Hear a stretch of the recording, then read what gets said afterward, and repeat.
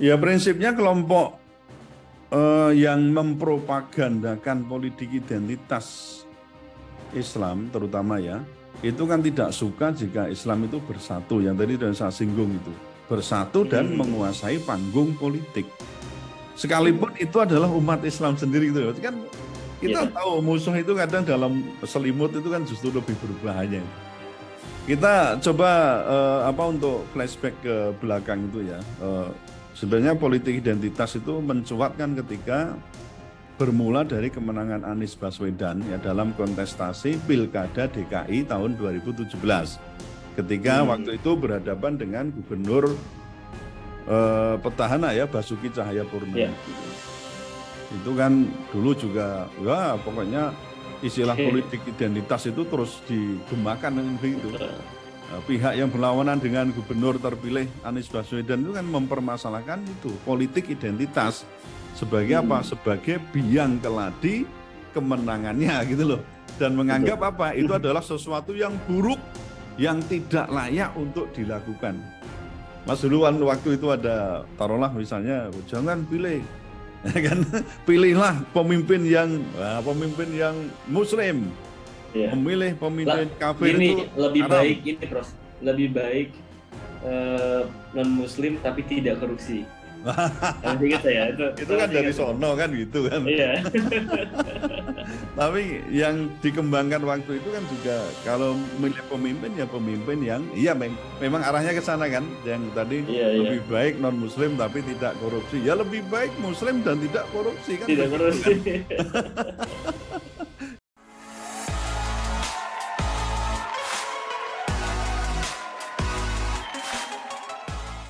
Assalamualaikum warahmatullahi wabarakatuh. Puan dan Tuan, kembali lagi di segmen Tanya Profesor di satu-satunya channel yang radikal, ramah, terdidik, dan berakal, channelnya Prof. Suteki. Dan di samping saya sudah hadir Profesor Suteki. Assalamualaikum. Waalaikumsalam warahmatullahi wabarakatuh. Iya, pokoknya Prof, tetap semangat. Tetap semangat, Prof. Ya. Apalagi kita harus semangat nih dalam menghadapi berbagai macam isu. Salah satunya isu politik, Prof. Ini makin sini makin panas juga. Salah satunya mendekati Pilpres itu ya, betul. tahun 2024. Eskalasinya itu pasti nanti ada narasi terkait dengan politik identitas. Iya, betul. Itu selalu muncul itu. Iya, itu berulang, Prof ya. Iya.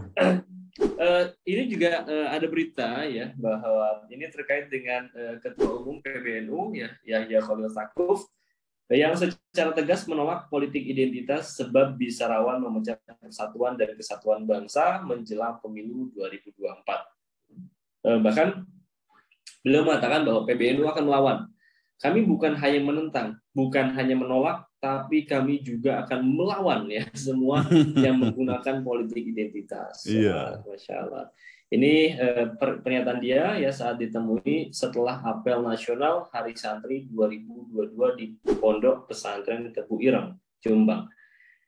Ia juga sangat tidak setuju kepada pihak-pihak yang berupaya memperalat agama sebagai senjata politik, sebab bisa memecah persatuan dan kesatuan bangsa. Prof, ini kan Pilpres masih jauh nih, Prof, masih 2 tahun lagi. Iya. Tapi kita kan udah ramai dengan narasi-narasi politik identitas seperti biasa.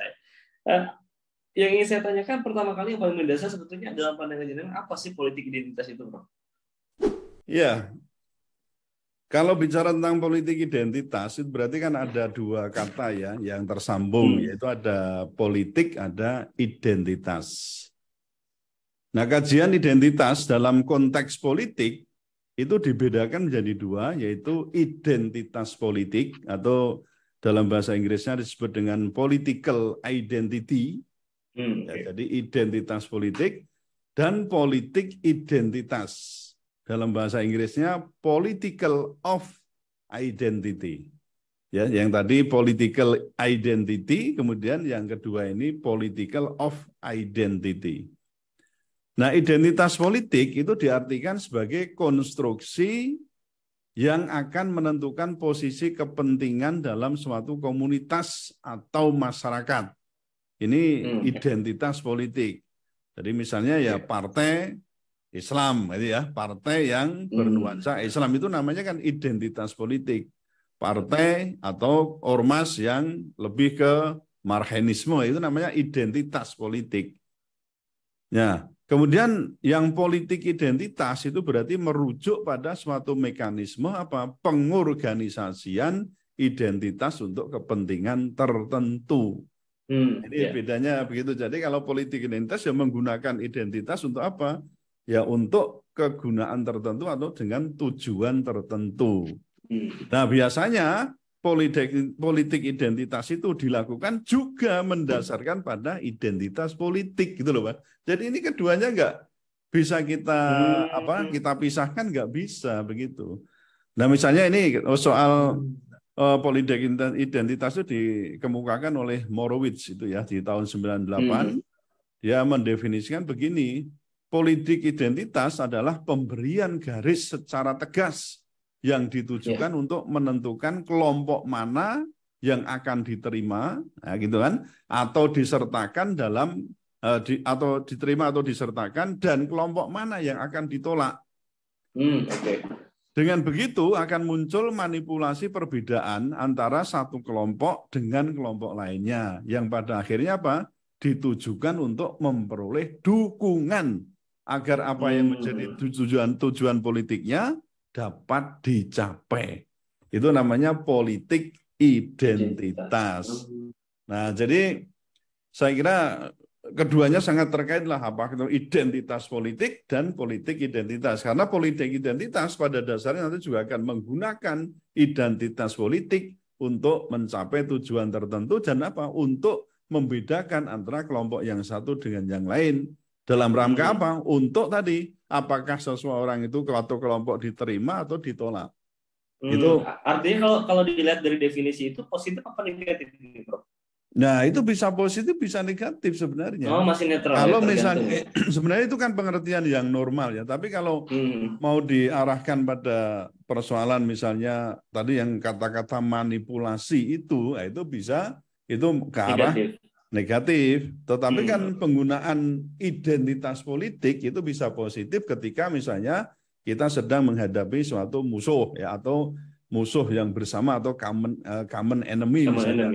Loh, ini justru butuh identitas politik dengan apa? Nanti politik identitas menggunakan identitas politik itu untuk melakukan perlawanan, kan begitu. Tapi kalau digunakan untuk memecah belah dalam suatu komunitas tertentu, itu yang tidak boleh. Tapi ada prinsipnya, nanti ketika orang itu bersaing gitu ya, pasti itu nanti akan menggunakan identitas politik untuk apa? Mencapai tujuannya. Nah, itu yang kita sebut dengan politik identitas. Jadi itu sebenarnya masih normal lah, tergantung nanti itu apakah penggunaannya itu sesuai dengan hukum, moral, dan agama atau tidak. Itu nanti yang akan menentukan politik identitas itu baik atau buruk begitu. Oke. Kalau gitu, apa sih sebenarnya target atau tujuan dari upaya mengembangkan narasi politik identitas untuk pemilu 2024 ya, Prof? Menurut dengan apa tuh, Prof? Ya, kalau narasi yang dikembangkan itu kan jangan menggunakan politik identitas dalam berkampanye, jangan ini kan itu kan. Ya, kalau itu digunakan sasarannya gitu ya. Sebenarnya target yang anti dengan politik identitas itu kan tidak lain adalah upaya untuk memecah belah kekuatan ya, kekuatan lawan sebenarnya begitu. Atau kalau kita misalnya ngomong Islam ya, itu sebenarnya dipakai untuk memecah belah kekuatan umat Islam. Khususnya umat Islam ya, saya katakan garis lurus itu ya, yang istiqomah terhadap ajaran Islam. Kalau sebenarnya kalau umat Islam itu bersatu kan sulit untuk dikalahkan. Nah, ini jadi cara-cara menghembuskan seolah-olah ini politik identitas membahayakan, membuat Indonesia kolab, membuat masyarakat terbelah. Itu sebenarnya ya tujuannya ke arah itu. Jadi saya katakan propaganda anti politik identitas itu sama saja ingin melepaskan ajaran Islam dari umat Islam. Kan itu. Nah, apa ya? Saya kira umat Islam misalnya kan punya ini, ada sebutan, ada umat Islam, ada partai Islam, ada ajaran Islam, ada syariat Islam, betul kan? Ada bank syariah, ada ekonomi syariah. Itu lama-lama akan tergerus dan akan luntur tanpa identitas. Nah, arah akhirnya dapat ditebak yaitu apa? Istilahnya moderasi Islam itu loh Mas ya. Moderasi Islam atau bahkan desakralisasi Islam. Padahal sejatinya semua hal ini kan pasti memiliki identitas tuh Mas. Yang tadi saya katakan. Betul. Ya, apakah identitas politik, identitas sosial, identitas budaya, semua itu punya. Nah, dalam hal ini saya kira yang perlu kita perhatikan adalah bagaimana penggunaan identitas politik itu tidak dipakai untuk memanipulasi dalam rangka untuk apa? Memecah belah, dalam rangka untuk membuat keributan, membuat keonaran, membuat apa. Tapi kalau persaingan dalam politik dengan menggunakan identitas tertentu itu saya kira tidak ada masalah. Gitu.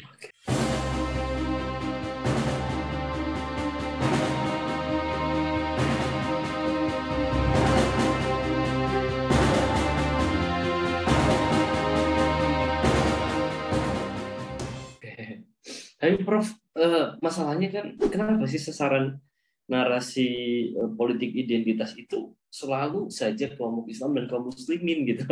Menurut ini kan gimana teman? Ya prinsipnya kelompok yang mempropagandakan politik identitas Islam terutama ya, itu kan tidak suka jika Islam itu bersatu. Yang tadi sudah saya singgung itu. Bersatu dan menguasai panggung politik.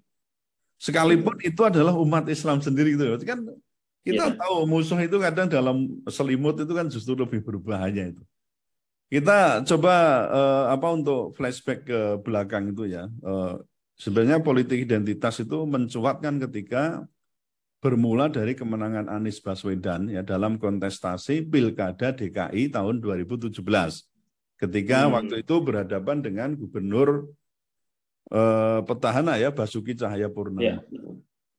Itu kan dulu juga ya pokoknya istilah politik identitas itu terus digemakan dengan begitu.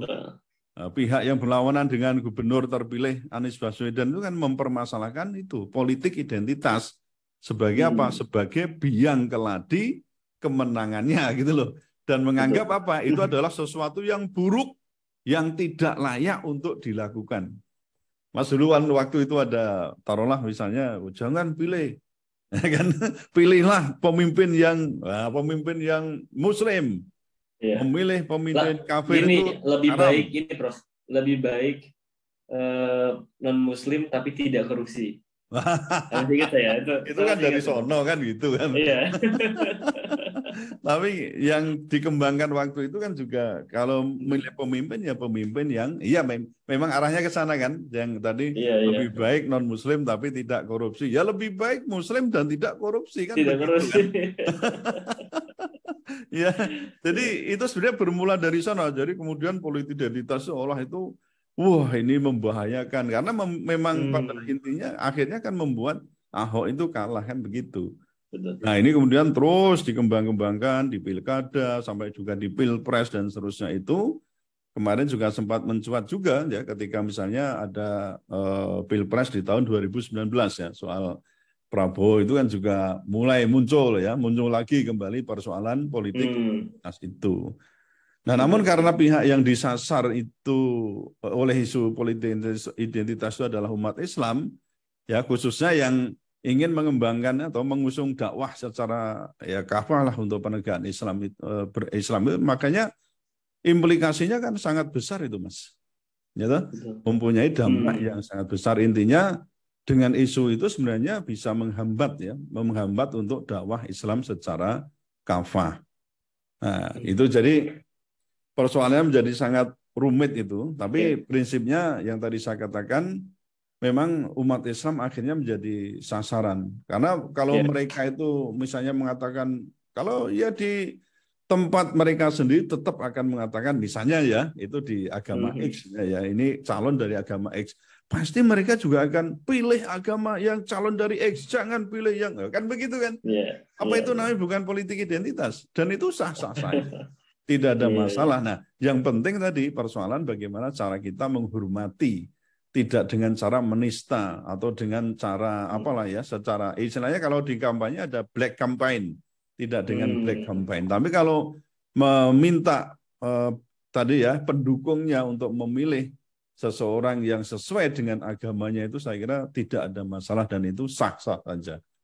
Oke. Prof, lalu apa sih Prof sikap kita yang seharusnya dalam merespon narasi politik identitas ini, Prof? Ya terutama yang tadi diarahkan ya, sasarannya pada umat Islam itu dampaknya sangat luas. Yang pertama menghambat jalannya dakwah Islam kafah, ya, yang dilakukan melalui partai politik ya. Biasanya kan itu kemudian mendapat pembatasan ruang gerak dalam beraktivitas. Ya itu akhirnya jadi mereka mau ayo kita beragama, misalnya partai politik mau mendakwakan itu pikir-mikir karena ketika nanti dikatakan Islam kafah, apalagi mendakwakan khilafah, kan itu kan. Lalu ini khawatirnya apa? Nah, justru karena isunya politik identitas dikatakan wah ini partai politik yang sudah terpapar politik identitas ini. Nah, akhirnya kan mau mendakwahkan tentang Islam kafah, syariat Islam kan jadi ragu itu partai politik itu. Ya, maka Mas lihat sendiri partai politik Islam mana coba saya tanya yang betul-betul mau misalnya taruhlah identitasnya itu mau Islam betulan. Akhirnya yang maaf ya dulu PKS itu kan saya nilai juga karena sampai di desa-desa itu likoknya ininya itu kan kuat itu. Tapi begitu memulai membuka bagi agama lain misalnya masuk di situ, wah ini sudah, ya kan sudah ada kan yang itu di bendara atau di sekretariat itu yang masuk dari agama lain. Ini sudah jadi partai yang pluralisme menurut saya. Jadi tidak lagi mengemban, makanya kan saya juga akhirnya maaf ini saya berpandangan mungkin berbeda dengan yang lain, tapi saya lihat ini mulai tidak konsisten dengan dulu ya, yang dulu. Karena saya punya saudara juga sangat konsisten di PKS itu, kental banget gitu loh Mas. Tapi begitu tadi membuka, itu enggak tahu apakah itu karena juga takut dikatakan membawa politik identitas itu atau bagaimana gitu. Itu dampak yang pertama. Lalu yang kedua, narasi negatif terhadap politik identitas itu memberikan peluang bagi kelompok yang tidak menginginkan ditegakkannya syariat Islam untuk terus merapat pada ideologi modern yang banyak bertentangan dengan agama Islam itu, dengan Islam.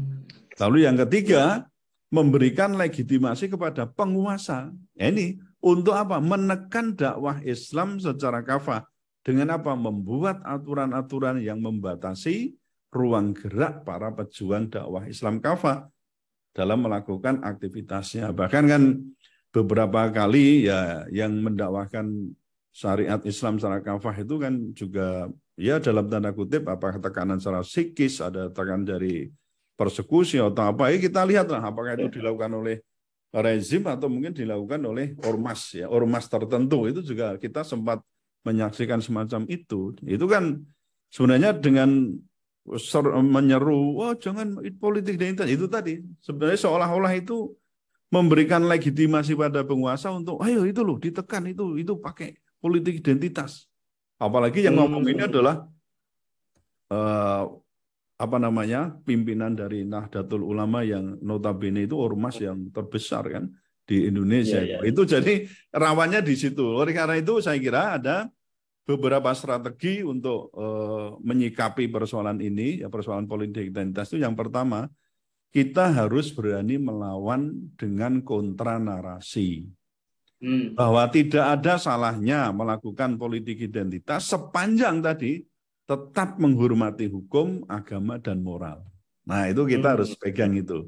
Lalu yang kedua, kita umat Islam terutama kalau tadi menjadi sasaran ya kita harus introspeksi diri dan kemudian juga mengevaluasi strategi dakwah kita, ya terutama dakwah Islam, syariat Islam kafah itu yang telah ada maupun yang akan dilakukan. Supaya apa? Ya paling enggak kita bisa mengubah persepsi lah. Meskipun ya mereka mungkin yang memusuh itu sulit untuk kita ubah persepsinya, tetapi dengan kita memberikan teladan yang baik, cara yang baik ya dalam mendakwahkan Islam, tidak pakai kekerasan, tidak pakai pemaksaan. Saya kira ini juga penting. Tapi soal istiqomah harus, karena ini kan identitas kita kan sebagai umat Islam juga harus punya sifat istiqomahnya terhadap ajaran Islam itu. Nah yang ketiga, perlu memberikan dukungan penuh ya terhadap ini tadi partai politik yang sebenarnya menjadikan dakwah Islam itu sebagai tujuan. Nah, pertanyaannya tadi saya, apakah ada partai politik yang konsen betul ya terhadap penegakan syariat Islam? Nah, sementara kalau ada ormas-ormas yang ingin menegakkan syariat Islam saja, kemudian Anda lihat sendiri ada HTI, ada FPI, ya kan, itu lewat semua itu. Artinya sampai dibubarkan, dicabut badan hukumnya itu. Dan sebenarnya yang paling penting di sini mestinya kan partai politik, karena legal standing-nya itu kuat. Jadi nggak mudah untuk kemudian dicabut badan hukumnya atau dibubarkan, itu nggak mudah di situ. Kecuali, nah ini kan memang ada ketentuan, memang mau mengubah ideologi Pancasila, itu memang ada ketentuannya, Mas. Itu bisa dibubarkan untuk partai politik. Misalnya mengubah Pancasila menjadi Trisila, misalnya, atau menjadi Ekasila, misalnya. Wah, itu sebenarnya partai politik sudah bisa dibubarkan, itu jelas itu ada. Tapi ya siapa yang berani membubarkan itu? Nah, ya kan. Kemudian yang keempat, perlu juga dilakukan dialog yang intensif ya antara pihak-pihak yang berkuasa dengan ya rakyat gitulah ya, atau mungkin dengan ormas, juga dengan kelompok-kelompok agama itu. Ini yang selama ini kadang-kadang salurannya itu buntet gitu ya, salurannya itu buntu. Nah, akhirnya kan muncul ya letupan-letupan itu karena saluran buntu, dialog tidak berjalan dengan baik. Nah, supaya politik identitas itu tidak dimanfaatkan dalam rangka untuk memecah belah, dan saya yakin kalau umat Islam itu nggak ingin lah itu untuk memecah belah, kecuali mereka yang menggunakan itu ya, yang menghembuskan itu justru yang akan memecah belah umat dan juga memecah belah bangsa. Jadi intinya kita harus mengakui keragaman lah. Kalau mereka beragama Islam dan punya keyakinan bahwa ayo pilih pemimpin yang jujur, yang amanah, yang tabligh, yang fatonah, yang sidik, lo itu kan haknya umat Islam, dan itu memang dicontohkan oleh Rasulullah. Bagaimana, dan Rasulullah punya karakter kepemimpinan yang tadi kan itu kan. Nah, kalau kita misalnya pilih pemimpin yang tadi sidik, amanah, fatonah, apalagi sidik, tabligh ya. Kita kan mau pilih yang itu. Jangan pilih, ya masih kan begitu kan. Jangan pilih pemimpin yang bohong, yang suka, wah misalnya gitu ya. Oleh kata teruskan itu banyak itulah. Artinya itu hal yang biasa, yang itu memang haknya dari seorang yang misalnya yang berkampanye itu ya, orator dan lain sebagainya, itu untuk menyadarkan konstituennya supaya memilih pemimpin yang diusung. Misalnya sosok ini adalah ya setidaknya mungkin dekat dengan Islam, tidak memusuhi Islam kan itu kan. Kemudian jujur ya, amanah, tabligh, fatonah. Nah, kenapa bukan tidak dipilih yang the best ini gitu loh. Nah, yang buruk-buruk tadi lebih baik tidak dipilih. Meskipun kita tahu di sistem yang demokrasi begini tidak mungkin muncul pemimpin yang tadi kita sebutkan 4 ciri itu sangat sulit. Gitu. Oke, menarik obrolan kita pada malam hari ini, Prof. Ya, terkait dengan politik identitas ya. Ya, baik. Terima kasih Prof. Suteki, terima kasih juga Puan dan Puan yang sudah menyaksikan sampai di sesi pertanyaan terakhir mengenai politik identitas ya. Oke, jangan lupa untuk like, comment, share, dan juga subscribe channel Prof. Suteki, karena satu yang berbeda, kita akan senantiasa mengulas isu-isu viral secara radikal. Ramah, terdidik, dan berakal. Iya, baik. Terima kasih Prof. Suteki, terima kasih Puan dan teman semua. Saya pamit undur diri. Assalamualaikum warahmatullahi wabarakatuh. Waalaikumsalam warahmatullahi wabarakatuh.